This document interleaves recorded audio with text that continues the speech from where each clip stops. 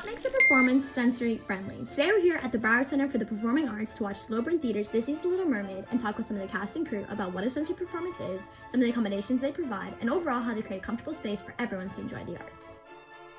First, we talked with Gustavo, who is the Senior Manager for Community Engagement at the Broward Center for the Performing Arts, to learn more about these sensory inclusive shows. Sensory inclusive performances are shows that we do for kids and adults of all ages and all abilities. It's about breaking the barriers. So when you see a sensory performance, it means that we have adapted the theater with a lot of resources and accommodations to make it welcoming and supportive for anyone that has any disabilities. So some of the things that you'll see is that there's no shushing at the theater because we want people to be who they are, express themselves in whatever form makes them happy. If they want to sing, if they want to dance, if they want to move around, we don't want to tell them no. We also reduce like the volume of the show, so it's not too much sensory noise. We also provide the lights, so the theater doesn't really go dark. The lights stay about 30% on, so you can still see around you, and it allows families to move around whenever they need to. Some of the other things that we will do, which we're going to show you in a second, that my friend Zofia is going to talk about, is about our amazing sensory quiet room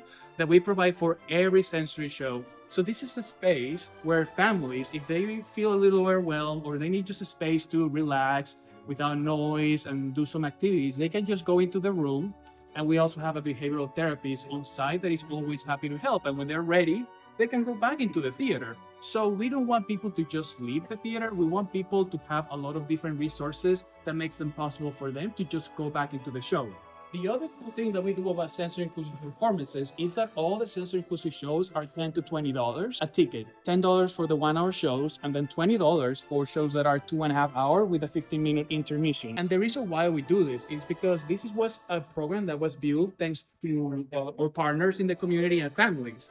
And one of the things that they share is that some families just don't have the capabilities to stay a whole hour for a show. Maybe the kids is a little overwhelmed.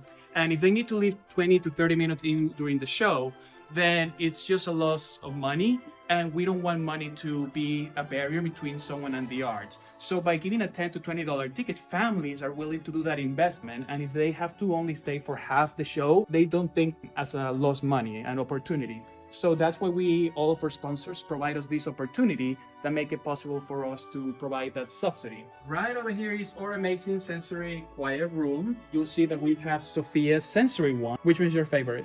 The trio sensory wand. And how can these help people, Zofia, while they're in the quiet room? The good thing is that this sensory room provides that space for people to just be able to watch the show if they need to. They can actually live stream, see the show with no volume, so they don't really get to miss the show.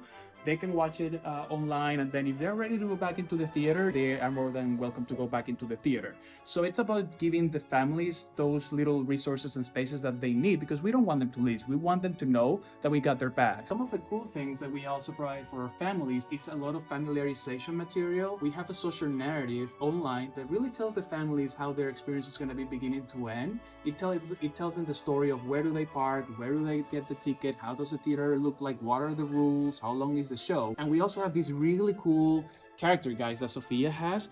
It's all the photos of the characters with the description of each character. It helps families familiarize with all of the characters so that they can prepare for what they're about to see. Families from some of our partners, they preview the show for us, and they actually give us their insights on what scenes do we need to modify. Sometimes we have to change something that might be too scary, something that might be too overwhelming, or things that we should mention before the show starts. For instance, for Little Mermaid, I'm going to tell people that there's this really cool scene for Under the Sea.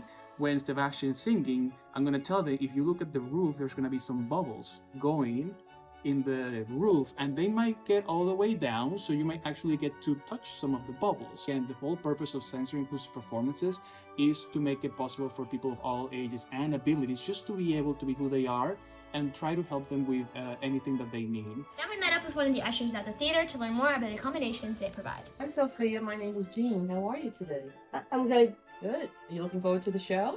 Yeah. Yes. Good. Well, we make sure that they're comfortable and they can find their seats. And we let them know about all the options we have, like the quiet room. If they want to talk or say something or giggle or stand up, this show allows them to have the opportunity to do that without anybody saying, be quiet or sit down. So they have the freedom to express themselves in an environment that's friendly and everybody can enjoy the show. is a children's art museum. We do birthday parties, field trips, we have summer camp, workshops. Basically, we do whatever we can to help the community and the children and to help experience and learn about art. We do a sensory project like a mermaid tail. We were also able to go take some photos, meet some of the mermaids, and you can go in the foam pit and have some fun before the show begins. Then after the show, we were able to meet up with the cast, take some photos, and we got to interview one of the princesses about her experience working at the Broward Center. I love being able to come out after the show and connect with everybody and meet you guys, because without you, we wouldn't be able to do the show. This might be one of the tasks that I love doing Shrek. Oh, Shrek the musical, yeah. which one were you? I was Gingy. I was the gingerbread man. So growing up, I loved singing and dancing, just like in my living room and my kitchen. So I feel so thankful to be able to come up on stage and be able to do that.